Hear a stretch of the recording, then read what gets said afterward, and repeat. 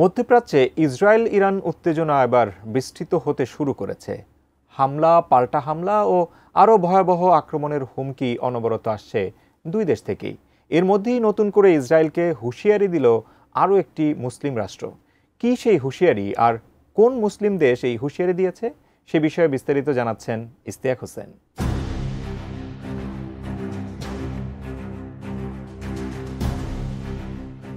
মধ্যপ্রাচ্যে আবারও উত্তেজনার নতুন ঢেউ। ইসরায়েলের সাম্প্রতিক বিমান হামলায় ইরানের ভূখণ্ড রক্তাক্ত, নিহত হয়েছে দেশটির শীর্ষ সামরিক কর্মকর্তা ও বিজ্ঞানীরা। আর মধ্যপ্রাচ্যের এই উত্তেজনাকর পরিস্থিতির মধ্যেই ইরাক নিজেদের আকাশসীমা নিয়ে গভীর উদ্বেগ প্রকাশ করেছে। ধারণা করা হচ্ছে আগামীতে ইরানে হামলা করতে ইসরায়েল ইরাকের আকাশসীমা ব্যবহার করতে পারে। এ নিয়েই মুসলিম রাষ্ট্রটি ইসরায়েল ও মিত্র দেশ যুক্তরাষ্ট্রকে একটি জোরালো বার্তা দিয়েছে। আন্তর্জাতিক গণমাধ্যম আনাদুলুর একটি প্রতিবেদন থেকে জানা যায়, ইরাকি বার্তা সংস্থা INA জানিয়েছে, কৌশলগত কাঠামো চুক্তির আওতায় ইরাকের আকাশসীমা যেন লঙ্ঘিত না হয়। আর এটি নিশ্চিত করতেই যুক্তরাষ্ট্রকে আহ্বান জানানো হয়েছে ইরাকের পক্ষ থেকে।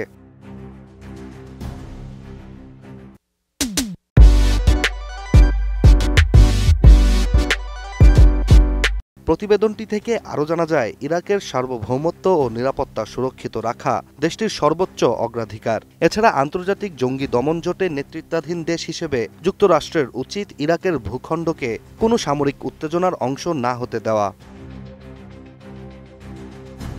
ইরাকের এমন হুঁশিয়ারি দেওয়ার পেছনে কারণ হচ্ছে 13 জুন ইরানে ইসরায়েলি হামলা। ভয়াবহ সেই হামলায় ইসরায়েল ইরানের পারমাণবিক, ব্যালিস্টিক ও সেনা সদস্যদের ক্ষতি করে। জাতিসংঘের ইরানি রাষ্ট্রদূতের তথ্যমতে ওই হামলায় অন্তত 78 জন নিহত এবং আহত হয়েছেন 320 জনেরও বেশি। নিহতদের মধ্যে রয়েছেন ইরানের শীর্ষ সামরিক কর্মকর্তা ও গুরুত্বপূর্ণ গবেষণা প্রতিষ্ঠানের বিজ্ঞানীরা। মূলত ওই হামলার পর থেকেই প্রতিবেশী দেশগুলোতে উদ্বেগ বাড়তে থাকে।